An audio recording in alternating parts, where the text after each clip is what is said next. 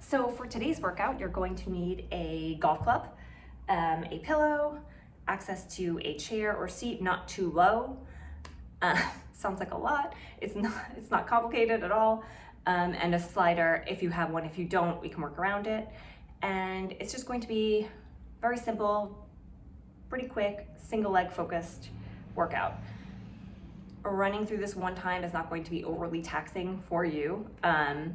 So the idea here is just that you're being very meticulous, very intentional with every single movement. As soon as you start to feel like the form is breaking down, stop, wait, move on to the next one. You can run through this one time, and I think it will help you to feel very connected to your body before you play, or you can run through it 3, 4, 5 times, and then you're starting to get into a pretty good leg workout. So we're going to basically just revisit some exercises that we've already done, try to perfect them, and then incorporate some new ones and try to work towards developing those. So grab your golf club, and we've done this before, just simple hip hinging. So with the club behind your back, at the base of the spine, and then making sure that your head is also in contact with the stick, we've done this before, you're hip hinging. So what we're going to do a little bit differently this time is facing forward. Just going to bend your knees just a little bit, take that right leg back behind you, directly back behind you, and then you're hinging this way. 90% of your weight is going to be on the front leg, 10% on the back. You should always be able to lift this leg up at any point during this movement. So we're just going to take about 5 to 8 reps of each exercise. So again, check. Not going deep here into the hinge. This is a small hinge, just like a light, nice, easy warm up. 7. Switch sides again. So we're starting here, bend at the knees, step the left foot back, and then you're hinging. Same thing, check yourself right away, make sure that the weight is 90 to 95% on the right leg, very little weight, and that your hips aren't dragging, leg is not far, you're not railroad tracking here, everything is lined up nice and perfectly, and you're just hinging. Again, 5 to 8 reps of everything.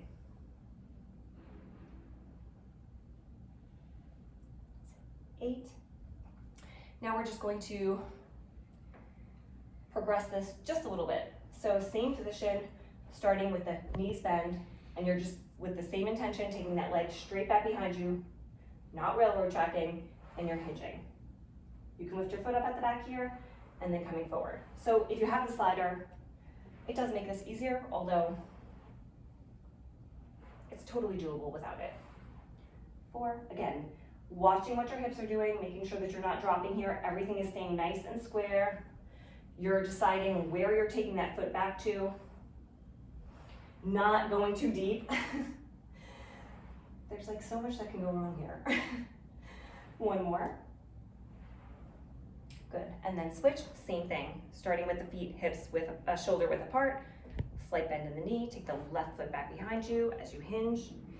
Very intentional with where the left leg is going. Also now I'm starting to engage my abs, my lower abs, I'm lifting up nice and tall. But still, this is not a big movement.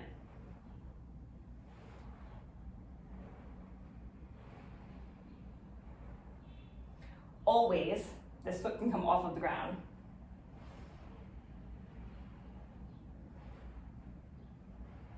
8, nice and easy. Now we're just going to find a wall, and you're going to do a linear load and lift. So same exact movement, that movement has just prepped us to do this. Arms are going to be about shoulder width with the wall, and then same thing. You're bending your knees just a little bit here, taking that right leg back very, very, very intentionally, and then knee driving up and coming onto your toes. So triple extension, which is good for power and force development for all sports. So you're here, you're leaning against the wall. Again, my leg is not behind, my hip is not opening. You just set that up, and then you're driving up, coming onto your toes. Back behind you, driving up with your toes. 3, 4, 5, 6, 7, 1 more, 8, and switch. So really being very intentional with that knee drive, again, making sure hips knees, ankles, athletic stance, step the left leg back, not here, not letting this happen. You're here, hips are in line, hands are against the wall, feet are nice and active, drive up, drive up.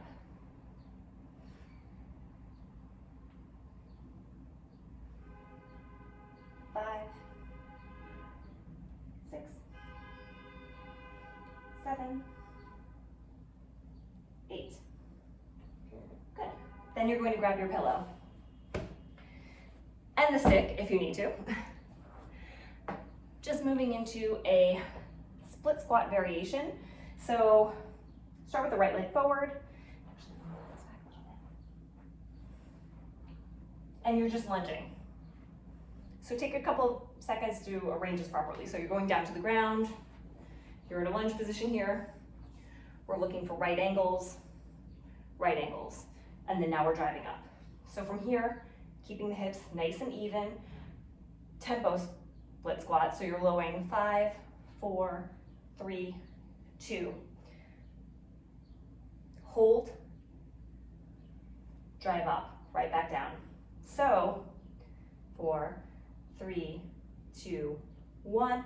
If you find that you're doing anything like that, where you're not just able to push off of the feet in order to come back up to stand, if your hips are having to do anything,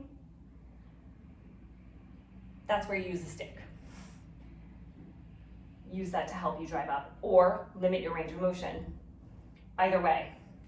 So you could drop this and just make sure that if you're stopping here, you're hovering, you're completely stopped, hips aren't dropping, they're nice and even, and then you're able to drive up off both feet without having any sort of other part of your body help you. Let's just take one more of these, but it's a nice slow tempo, and drive up. And the pillow is just there to protect your knee, so if you're on a soft, cushy carpet, you don't need it. But if towards the bottom, like you feel like, I might drop, it's good to have there. So a nice slow 5, 4, 3, 2, 1, checking everything out here, making sure there's right angles. 3, 2, 1, drive up. Not resting at the bottom. By the way, your knee is still, my knee's touching, but it's not here. It's touching, it's active. Drive up. As soon as I'm back up, I'm right back down. Hold it. 3, 2, 1. 2 more.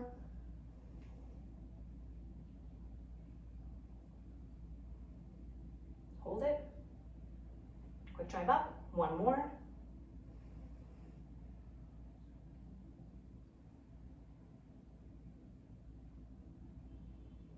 Quick drive up. And rest. For the last thing, now we're going to take this into an exercise where we can build upon doing like an actual single leg squat. So start with your right foot closer to the chair, left foot will be out in front, and again, so athletic stance, step it back, just make sure your foot is in line, easy, arms out in front, you're sitting down, and then standing back up. So just take 6 to 8 of these. You should be feeling this mostly in your back leg, which is what you're looking for. And then switch. So again, starting out, hips are nice and even, then you're just stepping that left foot back behind you, right leg is coming forward. You can open up the toes a little bit, doesn't matter, but you're sitting down. I'm adjusting my feet, driving back up to stand. Sitting down, and I can feel it's not hard, it's not challenging, but I can feel that this left leg is working more than my right. Make sure the chair's not too deep because you don't want to have to sit down. Good, back to side one. So now, Same thing, we're starting off properly. Step it back with the right leg. Readjust your toes if you want to turn out a little bit. And then as you start to sit, you're going to take your arms over towards the right side, the back leg. So here, and then drive up. Now, we're really not sitting down. We're hovering. 3. So now I'm starting to feel this a little bit more.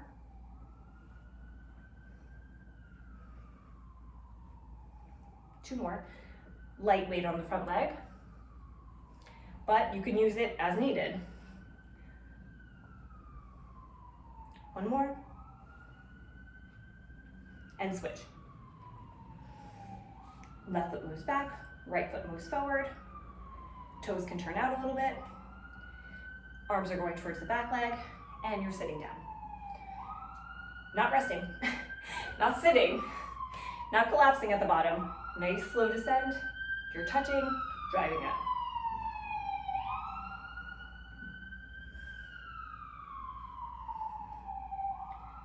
Five, 6. Take 2 more. And 8. Last one for this. The right leg is going to be behind, left leg is coming forward.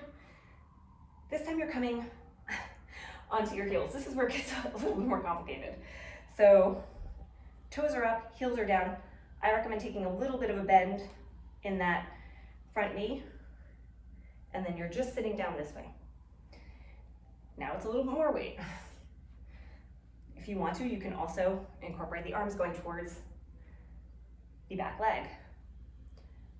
If you want to make this a little bit more challenging, keep that knee locked out and straight.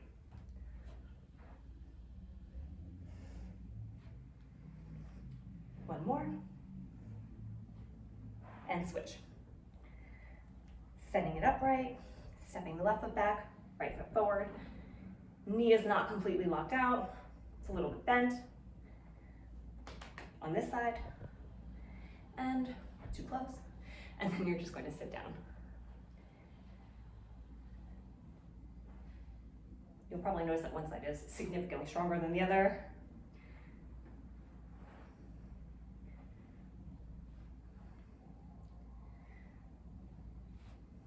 Take 2 more.